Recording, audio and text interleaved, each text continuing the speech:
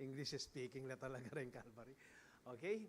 Muli po, nasa huli na po tayong linggo ng pag-aaral po natin patungkol sa Run the Race. Unang linggo po ng January, ang pinaka-tema po natin yung Run the Race. At ating pong pinag-usapan o tinalakay, sino pong nakaka-relay sa mga messages po natin? Nasa puso po ba natin? Manyaman lang po, masarap po sila. Napakasarap. Mas matamis pa yan, katulad ng honey, sabi nga po ng salita ng Diyos. Noong unang linggo po ating pong napag-aralan, yung Run the Race with Focus. Pangalawang linggo, pinag-aralan naman po natin, Run the Race with Endurance. Kung paano po may pagbabata na tayo habang tayo po ay nabubuhay, habang tayo po ay naglilingkod sa ating Panginoon, hindi po maaalis ang mga problema at pagsubok. Ang dapat lang po natin gawin, magbata po tayo. Amen po ba? Magtiis tayo, magpatuloy po tayo with focus, sabi nga po nung unang linggo natin. Pangatlong linggo po atin pong pinag-aralan kung paano po natatakbo tayo na wala po tayong daladalang mga bagahe. Run the race without baggage. Ang lagi po nating nababasa dito ay yung dun sa Hebrews chapter 12 verse 1 up to 2 at babasahin na naman po natin mamaya-maya yan. Kaya nga po dito ngayong linggong ito, hapong ito, ating pong pag-aralan naman yung run the race with unwavering faith. Unwavering faith, sabi po diyan, is an adjective used to describe something that is strong, steady, and constant, particularly in the face of difficulty or pressure. Dito po tayo lahat, nasusubok yung ating pananampalataya. Kapag dumarating po yung matitinding mga problema, lalo na po yung problema sa pera, problema sa health po natin, problema sa pamilya, dito po nasusubok yung ating pananampalataya kung paano po katatag. Unwavering. Yung pong may katatagan yung ating pananampalataya na kahit na ano pong mga sitwasyon ang ating pagdaanan, anuman niyang pinakamalakas na bagyo, kahit na po signal number 10 yan, yung ating pananampalataya hindi matitinag. Lalo pa pong magiging matibay. Amen. Kaya nga po, sa Hebrews chapter 11 verse 1, binigyan po ng kahulugan kung ano ang faith dito. Ang sabi po, now faith is the confidence in what we hope for and assurance about what we do not see. Sa Tagalog, ang pananampalataya ay ang katiyakan na matatanggap natin ang mga bagay na inaasahan natin. At ito ay ang pagiging sigurado sa mga bagay na hindi natin nakikita. Pagpalain po ng Diyos ang kanyang salita at tayo pong lahat ay manalangin. Panginoong Jesus, maraming salamat sa lahat ng mga sakripisyo. Sa lahat, Panginoon, na ginawa mo doon sa krus ng Kalbaryo.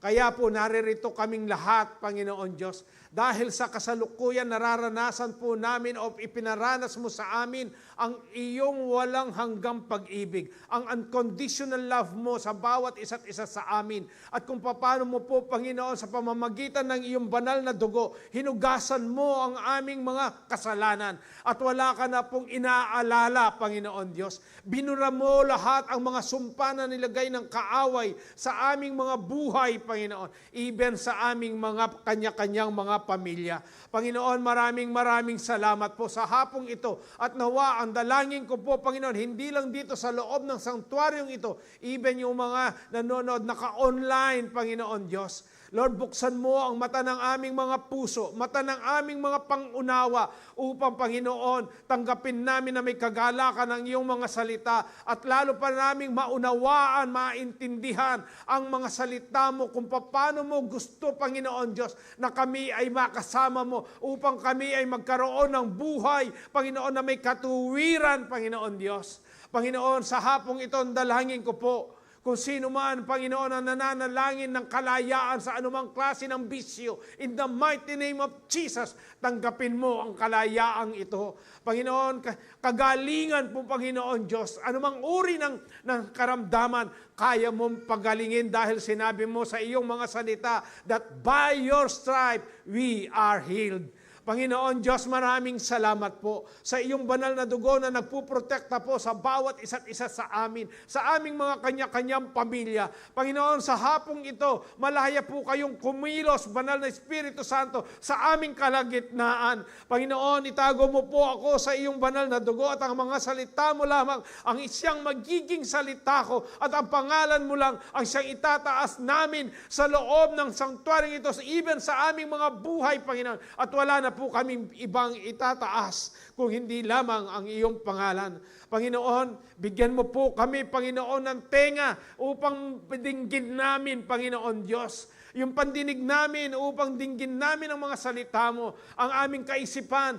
Panginoon, tanggalin mo lahat ng mga hindrances, mga impurities na isinisiksik ng kaaway sa amin upang hindi kami makapokus po sa inyo. Panginoon, ito ang dalangin ko, Panginoon Diyos. Linisin mo ang aming mga kaisipan, Panginoon. Panginoon, hayaan mo po na ang bawat salita na maririnig po namin sa hapong ito po ay tumimo sa aming mga kanya-kanyang puso. Baguhin mo, Panginoon Diyos, ang bawat isa't isa sa amin. Maraming salamat po. Sa iyo lang po namin ipinagkakatiwala ang lahat ng aming kahilingan na ito sa pangalan ng aming Panginoong Jesus, na aming tagapagligtas, ang lahat ay magsabi ng Amen and Amen. Sige po, yung pinaka-best po na pagpak po sa ating Panginoon. Basahin ko lang po muli kung ano po ang faith. Now, faith is the confidence in what we hope for and the assurance, sabi po dyan, about what we do not see. Binigyan rin po ng kahulugan dito yung unwavering faith. Ano po? Yung una, unwavering. Ano po? Kung paano dapat hindi po tayo nagpapatsamang-tsamang, yung dapat matatag po yung ating pananampalataya. Yung unwavering faith naman po, a deep, sabi po dyan, resolute belief that remains strong despite challenges or lack of visible evidence. Yan po yung faith. Yan po yung Hebrews chapter 11, verse 1. Ano po? Kaya nga po yung resolute po na belief dito, ito po yung matatag, walang takot na paniniwala. Ano po? Paniniwala na nananatiling matibay, matatag. Despite po sa mga challenges na atin pong kinahaharap o atin pong nararanasan sa buhay po natin o sa araw-araw po nating pamumuhay. Lack of visible evidence, kahit na hindi pa po natin naniniwala po tayo na doon sa mga panalangin natin, yung mga request po natin sa ating Panginoon, bibigyan niya po ng kasagutan. Amen. Kaya nga po dito sa Hebrews chapter 12, verse 1 up to 2, 4 Sundays po natin naririnig ito at binabasa po natin. At alam ko po, nakuha na ninyo ito o binasa po ninyo. Ano po? Dito po ang sabi niya, therefore, since we are surrounded by such a huge crowd of witnesses to the life of faith, let us strip off every weight that slows us down. Ano ba yung mga nagpapabagal po sa atin? Ang sabi po diyan, especially the sin. Ano po? The sin that so easily trips us up. And let us run with endurance the race God has set before us. Ano po yung kasalanan na nagpapabagal po sa atin o hindi po tayo makausad-usad, hindi po tayo makaabante, hindi po nag-grow, hindi nagle-level up yung ating mga pananampalataya. Ano yung kasalanan na yan na nagbibigay ng kabigatan po sa atin para tayo ay hindi umusad sa ating pananampalataya. Anong kasalanan yan? At alam ko po, lagi ninyo naririnig sa akin yan. Alam po natin kung anong kasalanan yan. At kung meron man pong kasalanan na ito yung nagpapabagal sa atin. Ano po ang sabi dito? And let us run with endurance the race God has set before us. Verse 2, we do this by keeping our eyes on Jesus. Ano po? Ano man po yung kasalanan na yan? Basta po ang gawin natin sa verse 2, we do this by keeping our eyes on Jesus, the champion who initiates, the perfects our faith. Because of the joy awaiting him, he endured the cross, disregarding its sins. Now he is seated in the place of honor beside God's throne. Kung atin pong babasahin sa chapter 11, makikita po natin dito kung sino po yung tinutukoy na huge crowd of witnesses to the life of faith. Ano po, kung babasahin po natin yan, diyan po mababasa natin sila Abel, sila Noah, si Abraham, si Sarah, si Jacob, si Moses. Yan po yung mga man of faith. Sila po yung mga heroes, mga martyr. Ano po? Kaya nga, kung patuloy pa natin babasahin, lalaktawan po natin yung iba para madali lang po ako. Pag tuloy ko po yan, matatapos tayo ng 5:00. Pero, ang sabi po dito, dun sa chapter 11, verse 13 ng Hebrews, silang lahat ay namatay na may pananampalataya sa Diyos. Ganyan po sila katatag. Kahit na ano po ang nangyari, pinagdaanan nilang kasakitan sa buhay nila, kahit na po kamatayan pa ang hinaharap nila, nanampalataya pa rin sila sa Diyos na buhay. Kaya nga ang sabi doon sa chapter 11 verse 16 naman po, luluntag po tayo, ngunit ang hinahangad nila'y isang lungsod na higit na mabuti. Dahil po, tinignan po nila yung sarili nila na hindi po sila permanente dito sa lupa. Kung hindi sila ay isang manlalakbay lamang. Nomad po. Wala silang tirahan na permanente. Ang tirahan lang po nila na alam nila na hinahangad nila walang iba kung hindi doon sa langit na makasama nila ang ating Panginoon. Kaya nga ang sabi ng Diyos sa kanila? Ano po? Higit na mabuti, yun lang po yung hinahangad nilang lugar na yon, yung lunsod na yon. Ang lunsod na nasa langit. Kaya naman, sabi po dito, hindi ikinahiya ng Diyos na siya'y tawaging Diyos nila. Noong akin pong binabasa ito, napahinto po ako na, nag-isip po ako ng malalim. Kung wala pala tayong pananampalataya,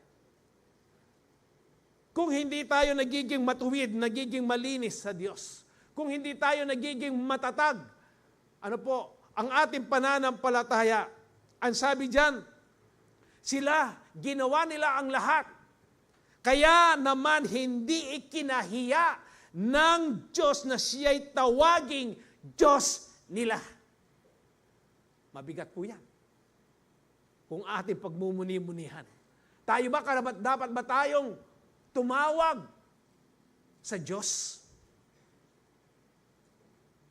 Kasi itong mga to, nanatili po sila. Sila yung mga martir, mga heroes of faith. Alam po ninyo sa kapanahunan, sa New Testament, sino po yung mga naging heroes of faith dyan? Sila Stephen. Paano siya naging heroes of faith? Binato siya hanggang mamatay. Pero hindi siya nagtanim ng sama ng loob. Even ang mga 12 apostles, marami po yan. Alam po ninyo kung nung pinagmumuni-munihan ko to, pwede na tayo ay mabilang dito sa mga huge crowds of witnesses na ito kung hindi pa darating ang ating Panginoong Hesus. Kung tayo po ay mananatili sa ating pananampalataya na may katadagan, na tayo po ay maging magandang modelo dito sa mga sumusunod na henerasyon, pwede po tayong maging huge, makakasali po dun sa huge crowd of witnesses na ito. Na balang araw, kung hindi pa darating ating Panginoon, itong si kapatid na ito, si pastor na ito, ng mga kapatid namin sa Calvary Temple, na natili silang matatag. Kaya dapat lang natin silang parisan kung paano sila namuhay na mayroong pananampalataya sa Diyos. Kahit na ano man yung pinagdadaanan po nilang mga pagsubok sa kanilang buhay. Sino po yung may mga pagsubok dito? Tayo pong lahat. Paano ninyo hinaharap yan? Yung pananampalataya ba ninyo, matatag pa rin? O gumaganon po? Mamaya, pag-aaralan po natin yan. Kaya nga po dito, pag-aralan po natin. May tatlo tayong puntos. Yung unang puntos na po natin pag-aralan, bago po yung number 1, sabi po diyan, our faith will never waver. Our faith will never waver if we keep our eyes on Jesus. Ano po? Yung ating pananampalataya ay hindi po yan magiging malamig o pawirdo-wirdo, o 50-50, kung ang ating mata ay nakafocus po sa ating Panginoong Jesus o sa Kanyang salita. Kaya nga po, number 1, paano po tayo maka-run the race with unwavering faith? Run the race with unwavering faith means total confidence in God's power. Total, hindi po sinabing half, hindi po sinabing some, hindi po sinabing kapurit, kaunti. Ang sinabi po dyan, total. Pag sinabing total, buo, lubos.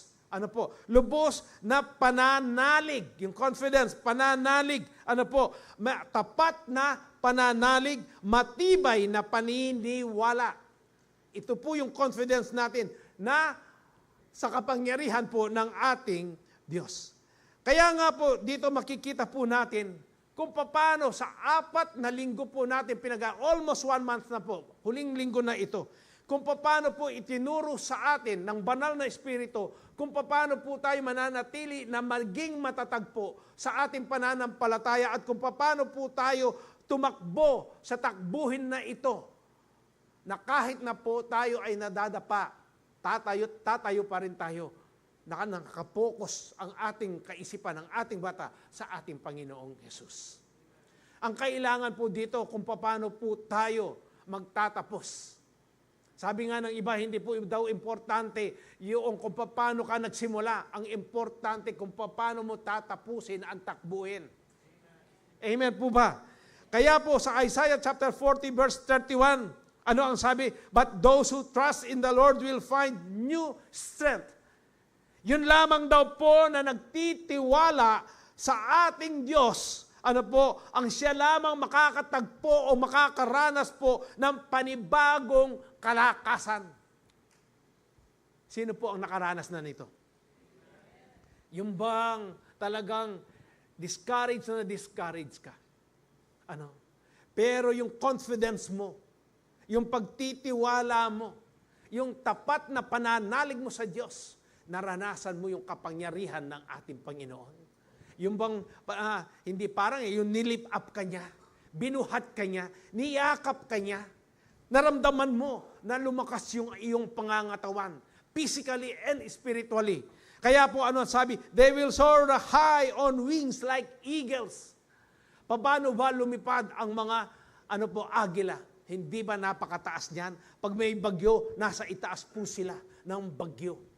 Ganyan po sila. Dapat ganyan po ang maging karakter po natin, maging kaisipan po natin, na kahit anuman po ang problema na pinagdadaanan ninyo, pinagdadaanan natin, dapat mas mataas pa tayo sa bagyong yan. Nandun tayo sa ibabaw. Bakit? Dahil meron tayong Diyos na buhay.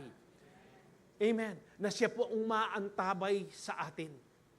Ano pa po ang sabi? They will run and not grow weary. They will walk and not faint. Ano po? They will run. They will walk, not faint. Nung minsan po nung Lunes, dahil po nasanay ako na laging naka-BMW, yung tricycle ko po, ay nandyan lang yung bahay namin sa Kamalig, tapos pupunta ako rito, naka-BMW. May bibilin po ako sa palengke. Sabi ng isip ko, maglakad ka na lang. Naglakad po ako. Nandito pa lang po ako. Nag-shortcut po ako dito, itong daan na ito. Itong balakang ko, ang sakit. Pambira, sabi ko. Wala na ako atang sabi ko, resistensya o lakas, yung baywang ko. Naisip ko po ito, yung they will walk and not faint.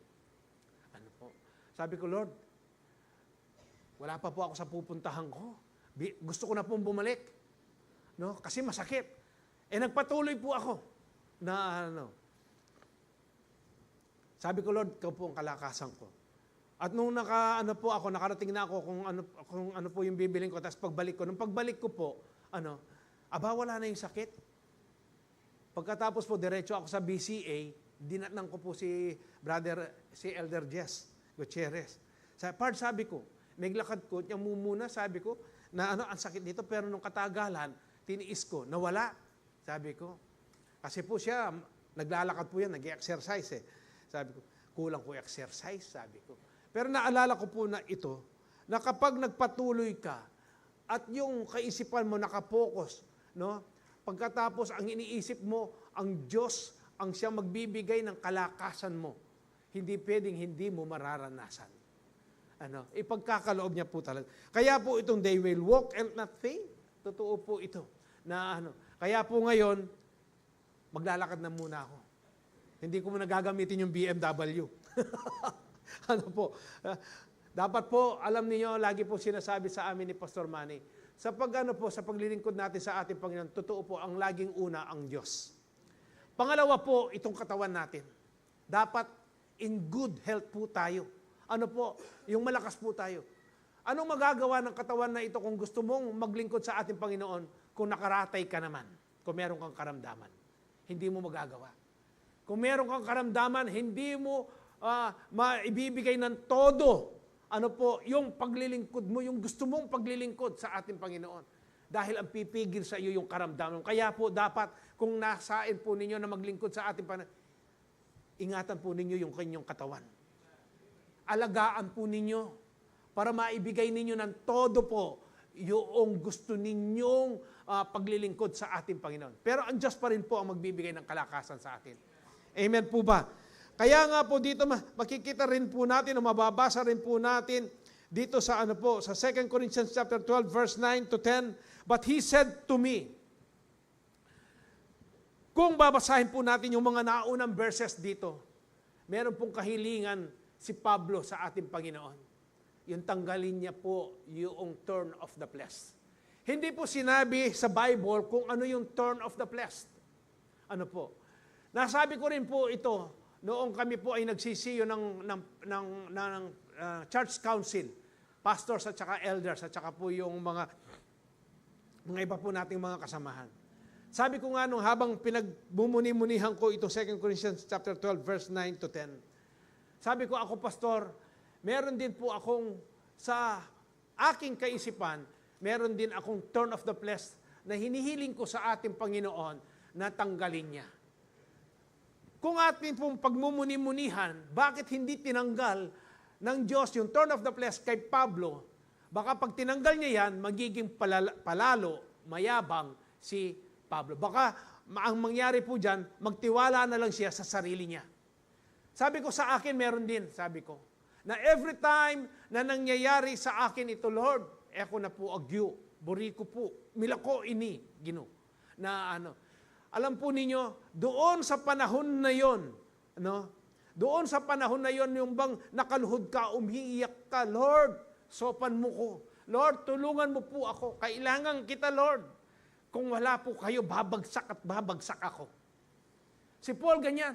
Kapag nararanasan na niya yung turn of the flesh, lalo siyang lumalapit sa ating Panginoon. Pero ano ang sagot ng ating Panginoon sa kanya? Ang sabi niya, but he said to me, sinabi ng Diyos sa akin, sinabi ni Yahweh sa akin, my grace is sufficient for you. Yung aking biyaya ay sapat para sa iyo. Kaya nga po noong ako pinagmumuni-munihan ko ito, Pastor Israel, ganyan din. My grace is sufficient for you. Alam ko po, nararanasan din po ninyo ito. Pero tandaan ninyo, ang biyaya ng Diyos, labis-labis po yan. Sapat po yan. Para sa inyo. Ano ang sabi? For my power is made perfect in the weakness. Yung kapangyarihan ng Diyos, nagiging lubos. Buo perfect. Doon sa kahinaan natin. Dahil doon sa kahinaan natin, sabi? Therefore I will boast, sabi ni Pablo, therefore I will boast all the more gladly about my weaknesses, so that Christ's power may rest on me. Upang yung kapangyarihan ng Diyos, pag ako ay mahina, sabi niya, ay manatili sa akin. Sabi niya po, maranasan ko pa yung kanyang kapangyarihan. Kaya nga po dito makikita natin, sabi ko nga, wapin eh Lord, potang at tsu kami iketang sadsaran na. Nasa lowest point na po tayo. Kapag tumawag ka doon sa ating Panginoon, doon sa kahinaan mo na yon, doon mo mararanasan yung power ng ating Panginoong Hesus. Kaya nga po, ano ang sabi ni Paul dito? Verse 10, that is why. Kaya nga, sabi niya po, for Christ's sake, I delight in weaknesses, in insults, in hardships, in persecution, sabi po dyan, in difficulties. For when I am weak, then I am strong. Sabi po ni Paul.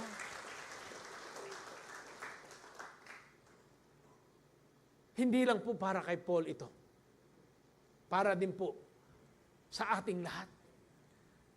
Para po kung dumarating tayo doon sa punto na gusto na nating sumuko, yung mahina na yung ating pananampalataya, yung mga tuhod po natin, hindi na kayang tumayo. Lumuhod lang po tayo. Lumuhod po tayo. Hingin natin ang kapangyarihan ng ating Panginoon, yung kalakasan, at mararanasan po natin kung ano ang naranasan ni Paul, ni Apostle Paul. Dahil yung Diyos niya noon, Diyos pa rin natin ngayon, hindi po nagbago. Amen. Kaya nga, ang Diyos po natin, napakabuti niya po. Napakabuti niya. Kaya tandaan lang po natin, for when I am weak, then I am strong. Philippians chapter 4, verse 13. Ito rin po yung naranasan ni Apostle Pablo. Ang sabi niya po, I can do all things through Christ who strengthens me. I can do all things through Christ who strengthens me. Kita po ninyo dito yung total confidence po ni Pablo sa kapangyarihan ng ating Panginoong Hesus. Hindi po nag-wave. Hindi po nanghina. Hindi po nagtampo si Paul. Noong sinabi ng Diyos sa kanya, my grace is sufficient for you, alam na niya na hindi matatanggal yung thorn of the flesh na yon. Dahil yung thorn of the flesh na yun ang magiging kasangkapan na tayo ay lalo pang maging malapit sa Diyos. Na tayo po ay lagi pang tumawag sa Diyos. Na tayo po ay, yung total confidence po natin, yung matatag na ating paninindigan, paniniwala sa Diyos, ay lalo pa pong mamold. Lalo pang lumakas yan, maging matatag po. Kaya nga nasabi rin ni Paul, I can do all things through Christ who strengthens me. When God calls you, He will empower you.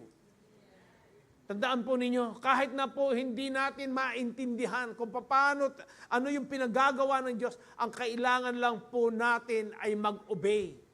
Magtiwala.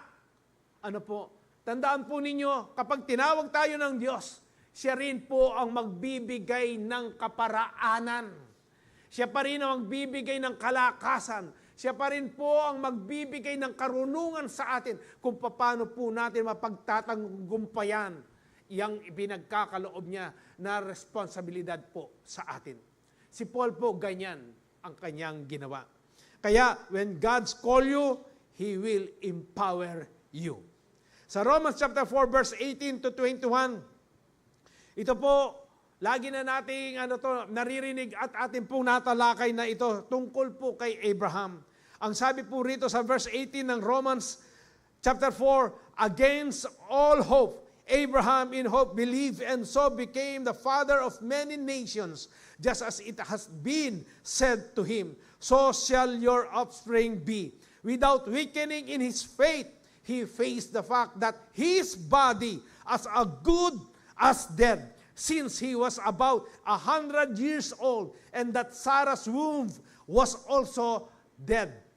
Yet, he did not waver through unbelief regarding the promise of God. Amen po ba? Ano ba yung pangako? Ano ba yung kahilingan ninyo sa ating Panginoon na hanggang ngayon hindi pa nagkakaroon ng kasagutan? Meron pong ginagawa ang Diyos sa inyo. Meron pong ginagawa ang Diyos sa atin. Ano ba yung gusto niyang mabago dito? Pero si Abraham, 75 years old.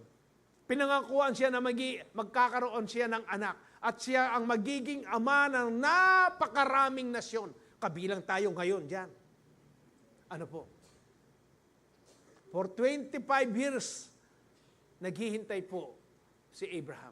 Ano kaya ang mga salitang lumabas sa bibig ni Abraham? Habang naghihintay po siya.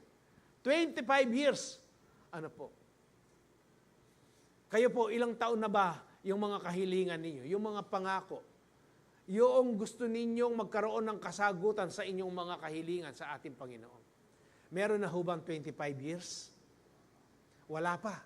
Baka buwan pa lang yan, taon pa lang yan, naiinip na po tayo. Ano na ba yung lumalabas sa bibig natin? Lord, kalwat? Panginoon, ang tagal naman po. Naririnig ho ba ninyo ako? Meron po talagang kasagutan sa aking kahilingan sa inyo? Pero kay Abraham, wala kang maririnig na sinabi o naisulat sa Biblia, na nag-complain si Abraham. Sa akin po, habang binabasa kong paulit-ulit ito, araw-araw ang ginagawa ni Abraham, nakatingin siya sa itaas. Pinupuri niya ang ating Panginoon. Pinapasalamatan niya ang makapangyarihan na Diyos. Kung hindi makapangyarihan ang Diyos ko, sino ang maglalagay? Sino ang maglalalang ng mga bituin, ng araw, ng bituin, ng buwan? Yung mga planeta, meron. Makapangyarihan ang Diyos ko. At umaawit po siya. Trust and obey, for there's no other way to be happy in Jesus, but to trust and obey.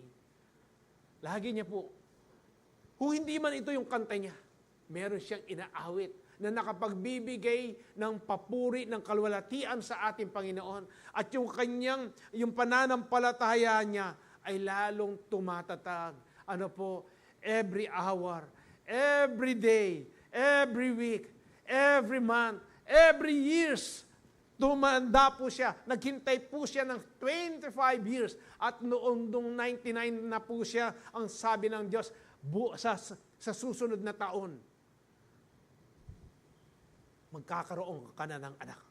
Mabubuntis na si Sarah. Kaya po dito naniwala po si Abraham. Kaya nga po, anong sabi? Sabi dito, yet he did not waver through unbelief. Yun po yung papatay sa atin, yung unbelief, yung doubt. Kapag hindi po buo, yung iyong pananampalataya, pananalig mo sa ating Panginoon, yung unbelief na yan po yung sisira sa ating pananampalataya. Tandaan po ninyo ang gawain ng kaaway. Ano po yung tatlong gawain ng kaaway? Steal, kill, and destroy. Yan po ang gagawin niya. Pero kay Abraham, hindi pumwede ang tatlong yan sa nagawain ng kaaway. Nanatili po siya kung ano yung sinabi ng Diyos sa kanya. Kaya nga po, sabi dito, but was strengthened in his faith and gave glory to God. Hallelujah. Was strengthened, lalo pang naging matibay, naging matatag ang kanyang pananampalataya at ito ay nagbigay ng kaluwalhatian sa Diyos. Kaya nga po pinagpala si Abraham . Kaya sabi ng 21, verse 21, being fully persuaded that God had power to do what He had promised. Hallelujah. Gaano po tayo kaya persuaded? Gaano ho ba tayo naniniwala na ang mga pangako ng ating Panginoong Hesus ay mangyayari sa buhay po natin. Gaano ba katatag? Gaano ka ba nananampalataya? Yung total confidence mo ba sa ating Panginoon, buong-buo, 100% ba? Natuwa po, nagalak ang Diyos kay Abraham dahil buo yung kanyang confidence, pananalig, sa ating Panginoong Hesus. Napakasarap po na pagmuni-munihan ang mga salita ng ating Panginoon. At dito po makikita ninyo, kahit lang niya yung verse 20, 21 lang po yan, ang pagmuni-munihan po ninyo.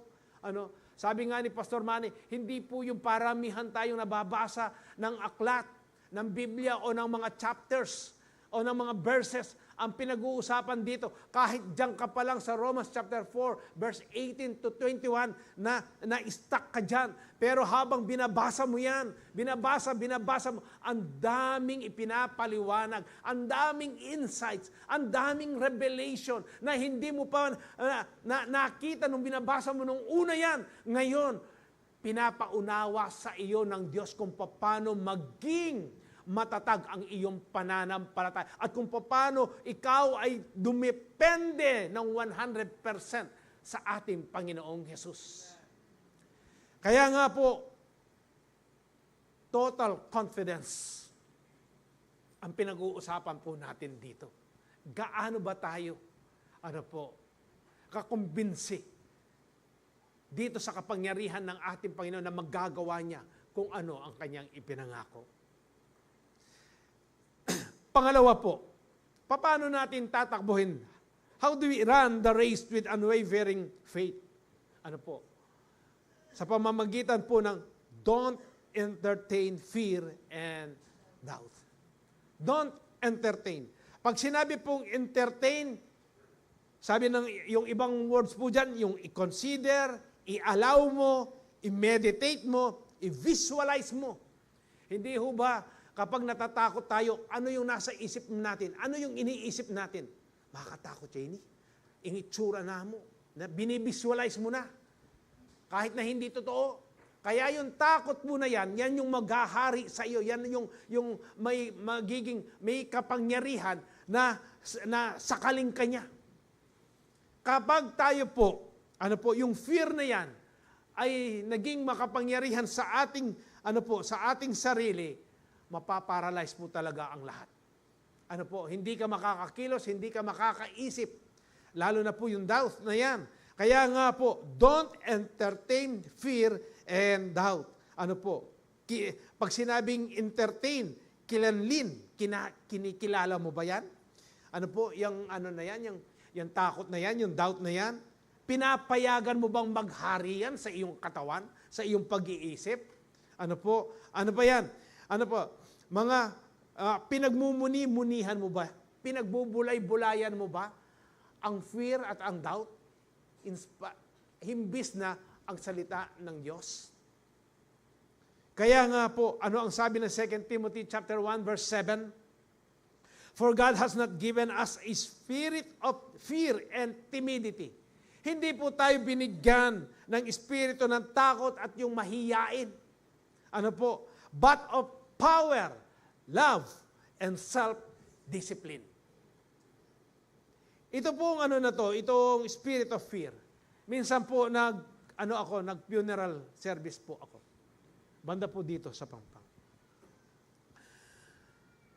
Tinanong ko po doon sa mga kamag-anak, itanong ko po, kung may nag-share o napatanggap nila itong namatay. Bago siya mamatay, napatanggap nila sa ating Panginoong Jesucristo. Wala po. Kaya nga po, ang sabi ng Holy Spirit sa akin, kung ano yung dapat sabihin, huwag mong bibigyan na pag-asa yung mga kamag-anak nitong namatay na ito, na ang kanilang kuya o ang kanilang tatay, ay pupunta ng langit. Lord, sabi ko sa isip ko, baka po pagbabatuhin ako dito. Kasi iba yung lugar doon . baka po pagbabatid. Naglalaban talaga. Natatakot po yung takot. Pumapasok na po sa aking kaisipan. Ano po? Pero, sabi ng Holy Spirit, malakas, sabihin mo. Kaya po, noong ang ginawa ko po, kung si tatay, sabi ko po, bago siya mamatay, tinanggap niya si Kristo bilang tagapagligtas, sarili niyang tagapagligtas at Panginoon ng buhay niya. At nagsisi siya sa kasalanan niya. Ano po? Didiretso yan sa langit. Pero, sorry to say po, kung hindi niya tinanggap ang ating Panginoong Hesukristo bilang sarili niyang tagapagligtas, diretso po siya sa impyerno. Doon pa lang po ako, nakalaya doon sa takot na inilalagay ng kaaway sa akin. Ayaw niya talagang pasabi yun. Pero po, humingi po ako ng lakas ng loob. Lord, kayo na po ang bahala sa akin. Ano po? Yung takot po, yun po yung sinasabi rito, yung binivisualize mo na kung ano yung mangyayari. Pero pag ginawa mo pala, tinaboy mo yung yung takot na yan, wala naman palang mangyayari. Dahil imahinasyon mo lang. Na yan. Kaya ganyan po tayo ginugupo ng fear, ng takot Ano po? Hindi naman mangyayari yan. Magtiwala ka lang sa Diyos kung ano yung pinagagawa niya, yung total confidence mo doon sa kapangyarihan ng Diyos, kung ano magagawa niya. Ano po? Kaya nga, doon, ang sabi nga ni Pastor Manny, kapag sinishare po natin, ang salita ng Diyos, huwag nating gawin na magaan para tanggapin lang ng mga tao. Kung ano ang standard, kung ano ang nakasulat sa Biblia, yun ang ishare mo, yun ang sabihin mo. Amen po ba? Hindi natin i-compromise dahil pag kinompromise natin ang salita ng Diyos, ibinaba na natin yung standard niya. Ang compromise, doon ka lang po sa ibaba ng standard. Magsisway, muna po ako ng konti. Bakit dito sa atin? Napansin na ho ba ninyo kung paano ang compromise, ang salitang compromise sa buhay ng Pilipino? Kapag pumasok ka sa one way, merong traffic, enforcer. Pumasok ka ng one way. Pinara ka niya. Liban mo yung one way. Boss, mamaligwa ko po kasi. Ating kubo po kasi. Ini po yung shortcut kasi. Ali, ang lisensya. Boss, pwede pong makisabi. Pwede hubang makiusap. Boss, pag merienda. Nasaan tayo ngayon noon? Hindi ba doon sa compromise? Ano ba yung standard? Ano ba yung law? Kung pumasok siya sa one way, hinuli mo, dapat ang standard dyan, tikitan mo. Tama po ba? Pero nako-compromise. Kaya pagmasdan ninyo ang buhay po natin. Yung ating pagkatao, bumababa sa kasalukuyan, sa henerasyon natin. Puro compromise. Pero dapat ang mga anak ng Diyos dito sa Calvary Temple, hindi makikipag-compromise. Dapat yung total confidence natin sa kapangyarihan ng Diyos, doon tayo. Kung ano ang magagawa ng ating Panginoon. Amen po ba? At yung takot na para gawin mo yung tama, dapat yan ma-overpower ng kapangyarihan ng Diyos yung nasa sa iyo, yung power, yung love, yung self-discipline. Amen po ba? Para po na kahit na iilan na lang tayo na sumusunod dun sa standard, makikita yung kakaibahan po natin bilang mga mananampalataya ng ating Panginoong Yesus.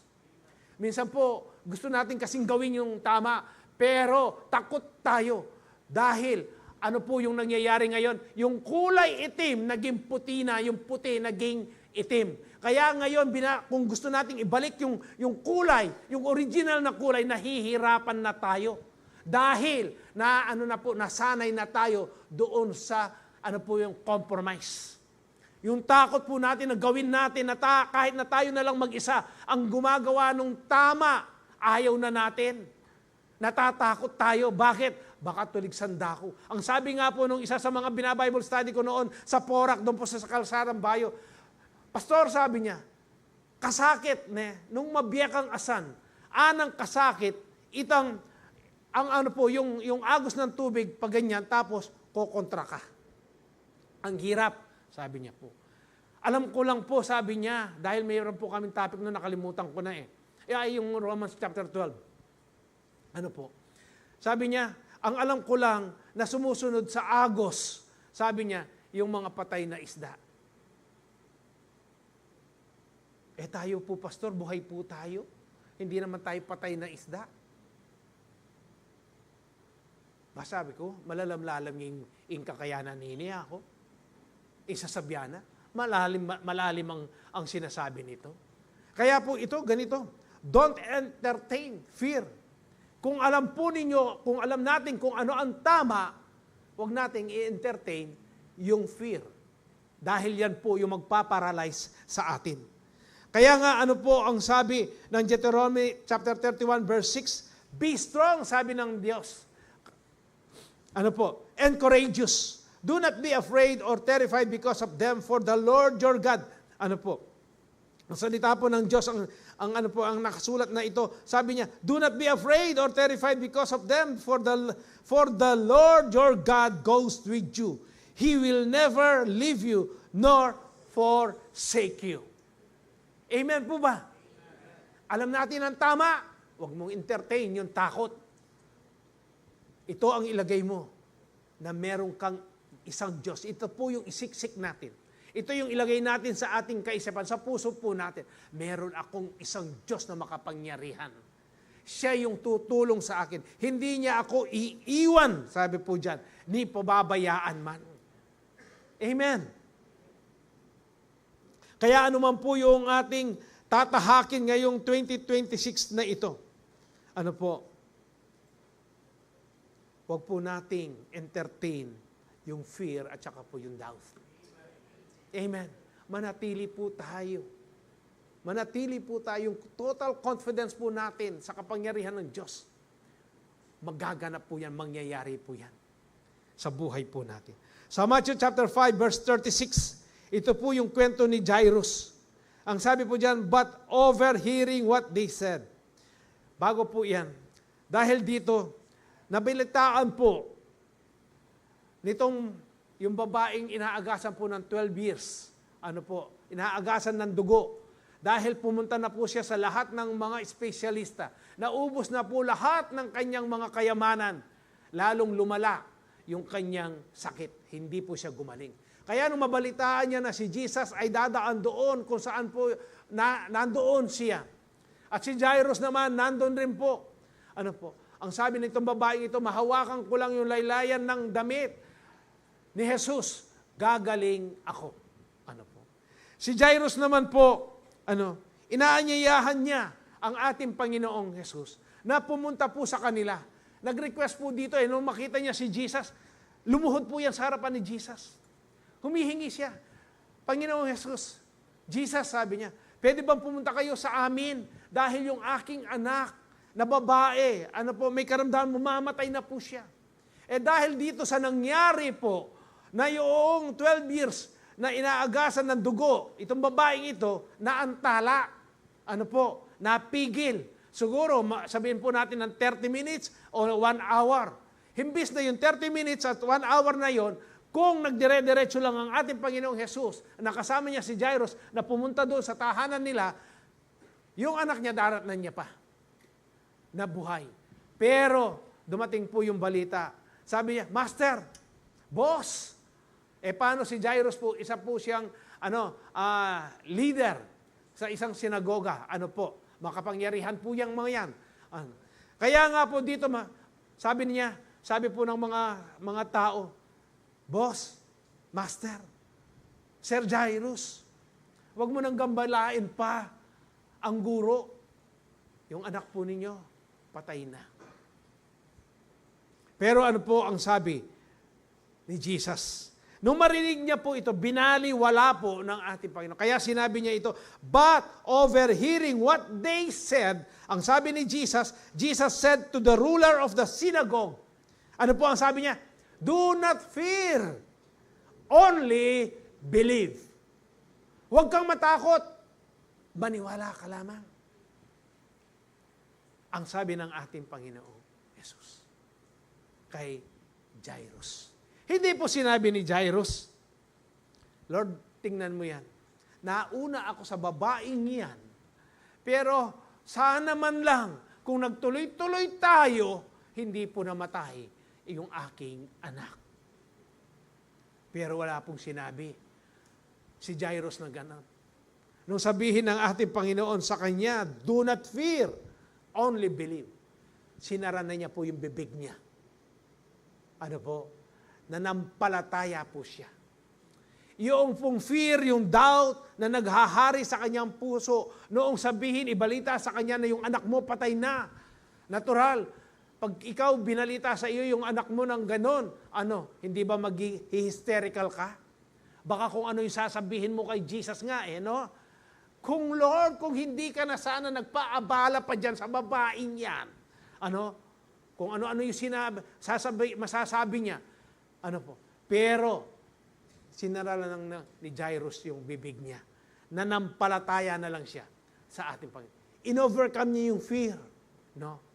Alam niya, sigurado po, itong si Jairus, katulad po nitong babaeng ito na inaagasan ng dugo for 12 years, meron na silang pananampalataya. Alam na po nila kung ano yung kapangyarihan, kung anong magagawa ng ating Panginoong Jesus. Kaya po sa madaling salita sa kwentong ito, ano po ang nangyari doon sa bata na yon? Hindi ba nabuhay po siya? Nabuhay siya. Ano kaya po yung kinakatakutan natin? Yung nagkakaroon pa tayo ng doubt. Ano po? Sa promises ng ating Panginoon. Madalas po yan pagdating sa pera. Ano po? Kapag darating na po sila Judith, diyan, natetest na yung ating pananampalataya. Lalo na yung mga, yung manananggal. Yung mga manananggal na yan, sa araw po dumarating yan, sa panahon po natin, wala sa gabi. Pag hindi po ninyo nabayaran yan, maya-maya po, matatanggal na yung metro ninyo. Pagkatapos, ano po ang nangyayari sa atin? Nagugulimehanan tayo. Hindi natin alam kung paano po natin gagawin. Saan tayo pupunta? Nakakalimutan natin. Kasi yung takot na yun, yung sinabi na, mamaya-maya, tatanggalin po namin yan pag hindi po ninyo nabayaran. Yung takot na yun, na-overwhelm na yung katawan mo. Yung doubt. Nakakalimutan natin na kaagad tumawag kay Lord. Yung total confidence natin, nawawala bumabagsak. Pero dapat matuto po tayo kung paano po nung sabihin ng ating Panginoong Jesus kay Jairus, do not fear. Huwag kang matakot. Manampalataya ka lang. Maniwala ka lang. Naniniwala ba kayo na ang ating Panginoong Jesus, siya po yung great provider po natin? Kung kailangan mo yung kagalingan, hindi ba siya yung great physician natin? Great healer po natin? Kung kailangan mo yung kalinga, kung kailangan mo ng encouragement, siya yung great encourager po natin. Kung kailangan mo ng yakap ng kapayapaan, nasa sa Kanya po yan. Amen po. Kaya nga, makikita natin dito ang buhay po nitong ruler ng sinagog na ito, kung paano po siya nagtiwala sa ating Panginoon. Kung paano yung total confidence niya. Kaya nga dito makikita po natin kung paano tayo tinuturuan ng ating Panginoon. Alam po ninyo, uulit-ulitin ko ito. Habang pinag-aaralan ko, binabalik-balikan ko po yan, yung focus, yung endurance, yung bagahe na yan.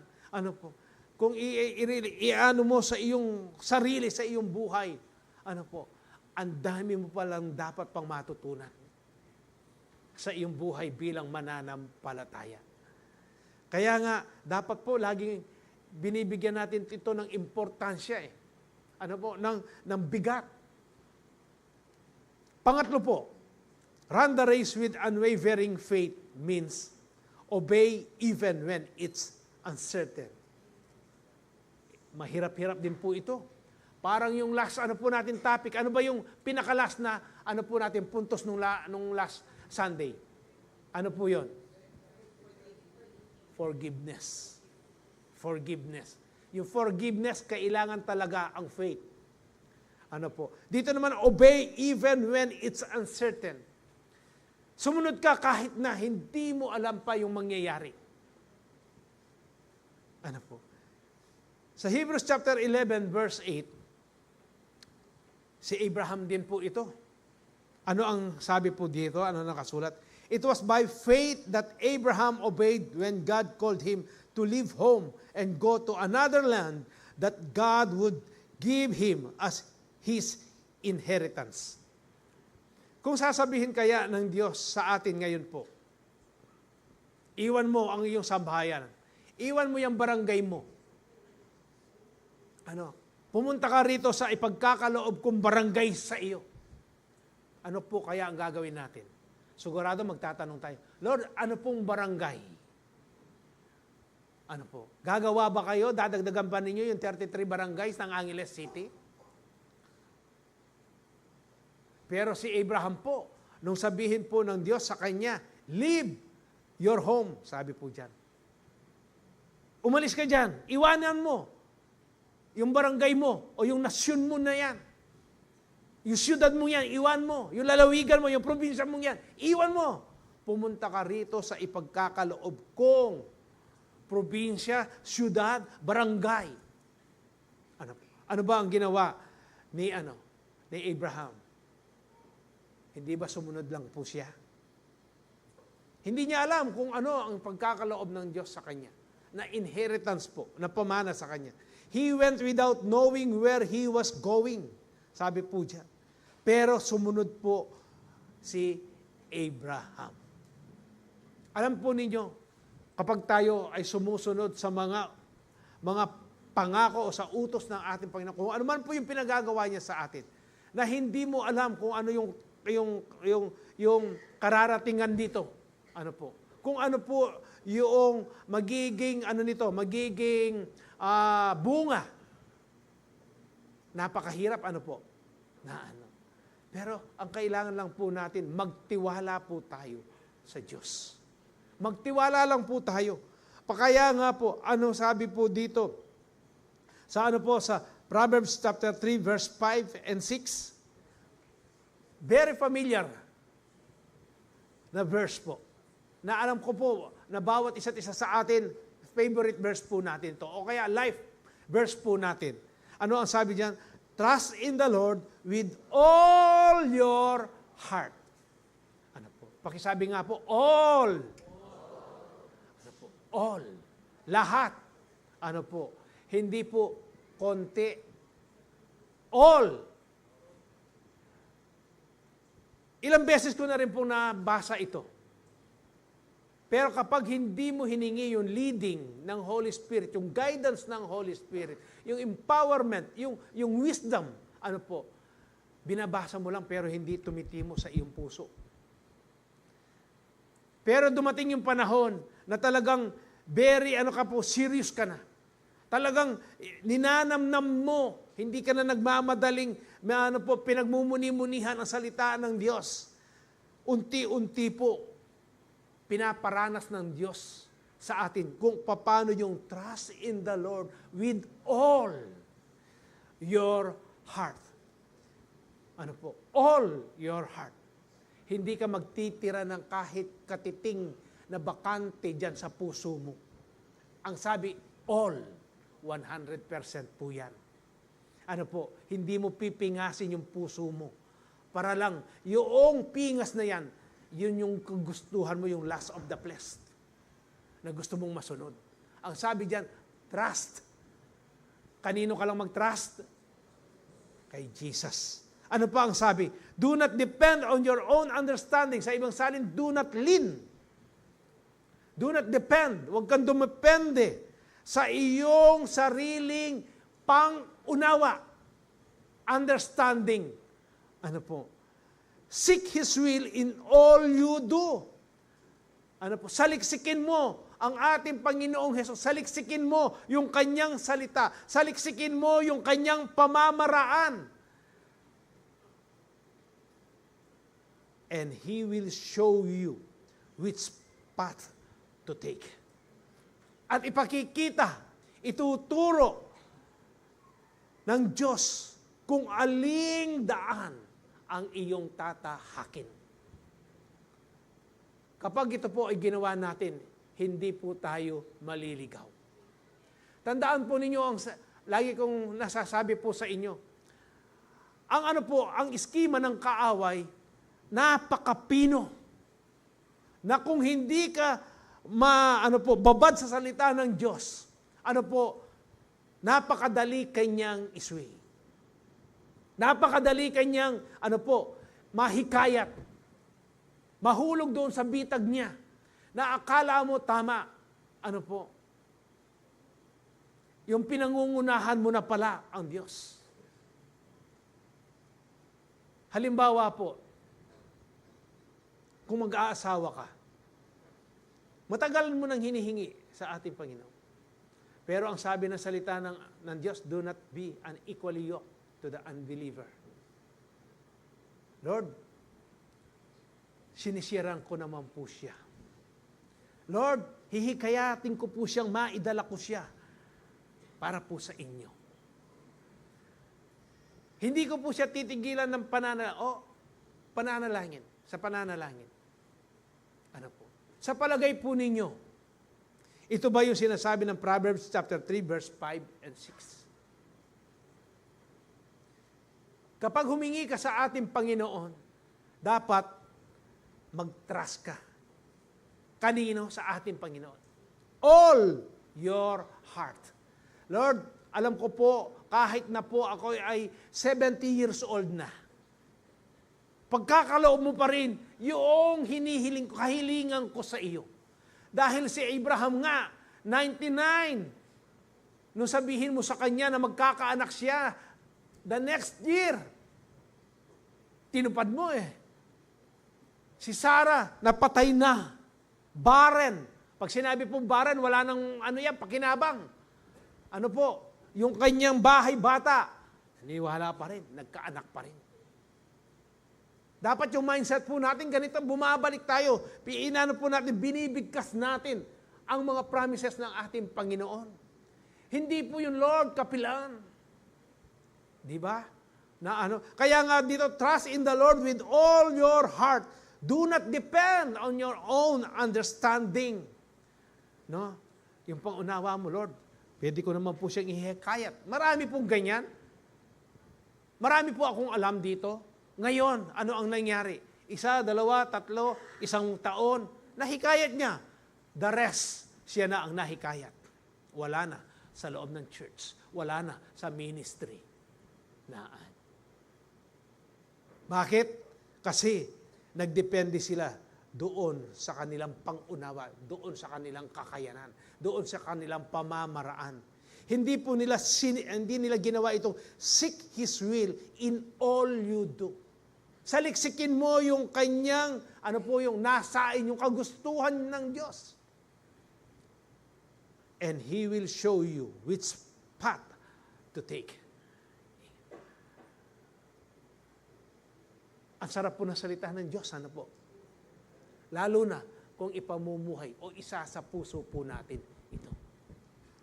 Kaya nga po, last verse po. Ano po ang sabi ng Luke chapter 5? Verse 4 to 5. And when he had finished speaking, dito po, hiniram ng ating Panginoong Jesus yung bangka po ni Peter. Sila Peter, magdamag na pong nangingisda dito. Pero wala po silang nahuli. Ang ating Panginoong Jesus, hiniram niya yung bangka. At bumalao po siya, lumayo siya ng konti sa dalampasigan po. At nangaral po siya. At nung pagkatapos siyang nangaral, kita niya sila Peter, na siguro po malungkot sila. Kaya nga ang sabi ng ating Panginoong Jesus, when He had finished speaking, He said to Simon, si Simon po dito, si Peter, Simon, Pedro, sabi niya, put out into deep water and let down the nets for a catch, sabi niya. Ihulog mo, iatsan ninyo, sabi niya, iatsa mo. Yung lambat mo doon sa malalim na tubig, sabi niya. Kaya nga po, anong sabi si Peter, siguro ang sabi niya po dito, Simon answered, Master, sabi niya. We've worked hard, sabi niya, all night and haven't caught anything. Master, sir, teacher, sabi niya, ano po, alam pa po ninyo, magdamag na po kami rito, ni isang isda, wala pa po kaming nahuhuli. Ano po ang susunod na sentence? But because, sabi po ni Peter, but because you say so, dahil sinabi mo, Jesus, I will let down the nets. Dahil sinabi mo. Nung pong ginawa ni Peter ito, ano po ang nangyari?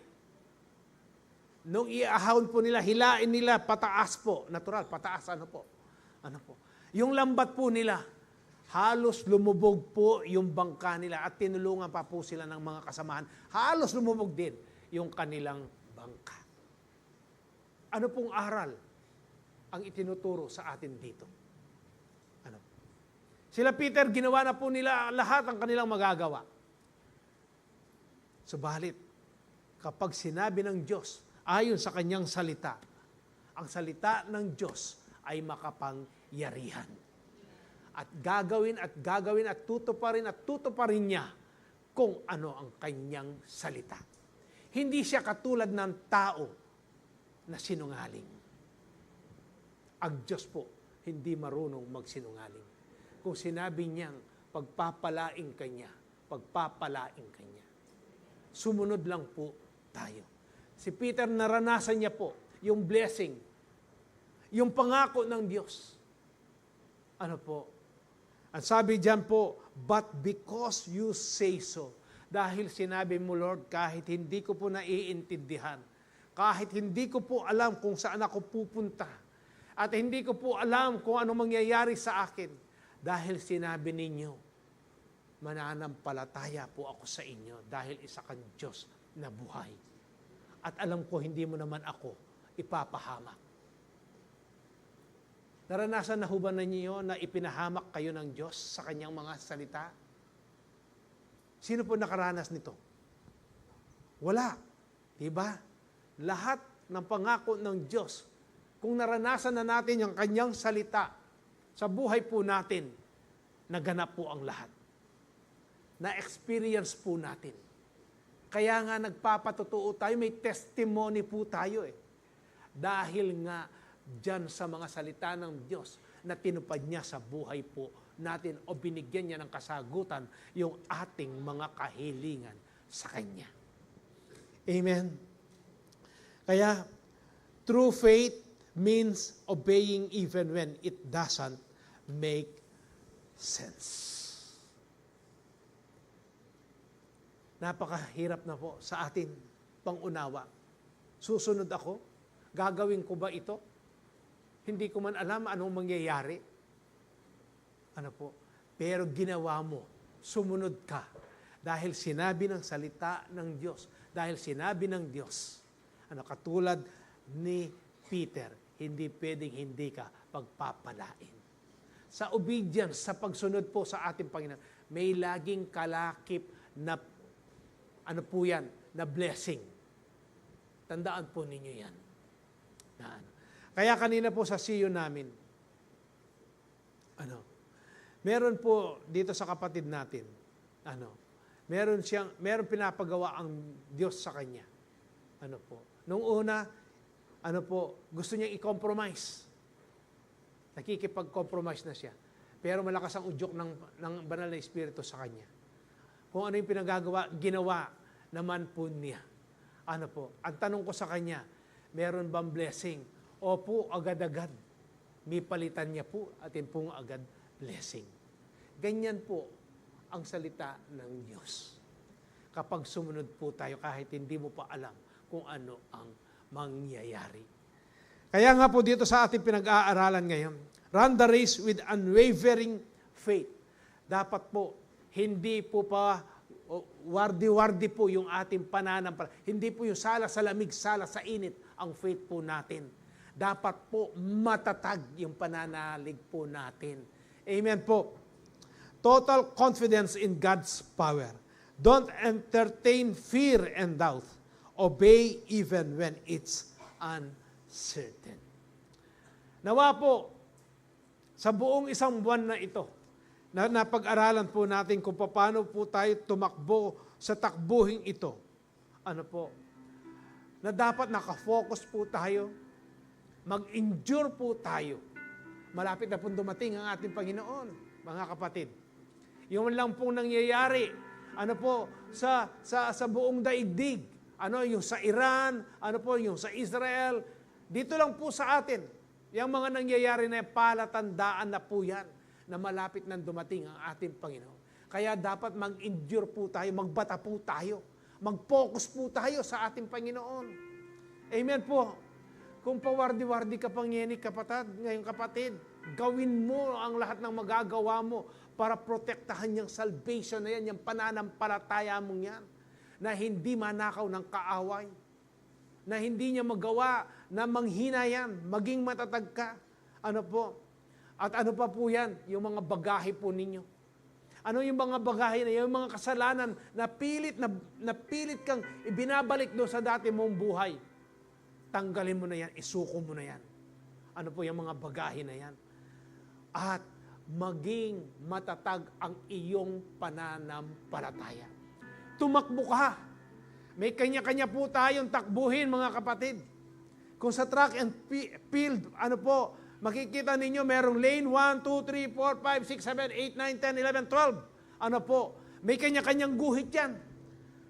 Hindi ka dapat lalampas doon. Takbuhin mo yan. Dapat nakakonsentrate ka, naka-mindset ka. Naka-focus ka lang.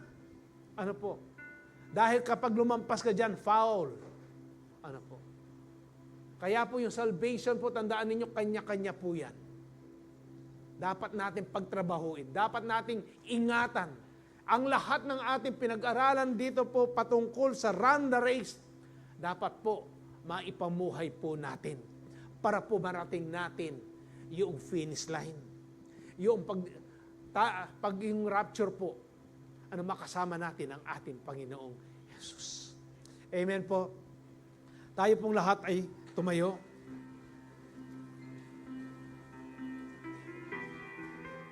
Saliksikin po natin yung ating mga puso. O ipasaliksik po natin sa banal na Espiritu. Ano ba itong mga bagay-bagay na ito, kaya yung ating faith ay hindi po nagiging matatag? Isuko po natin sa ating Panginoon. Para po yung ating pananampalataya ay maging matatag. Yung total confidence po natin sa ating Panginoon. Maranasan po natin. Tayo po'y pagsisilbihan ng ating mga communion ushers. At aawitan po tayo ng ating mga worship team.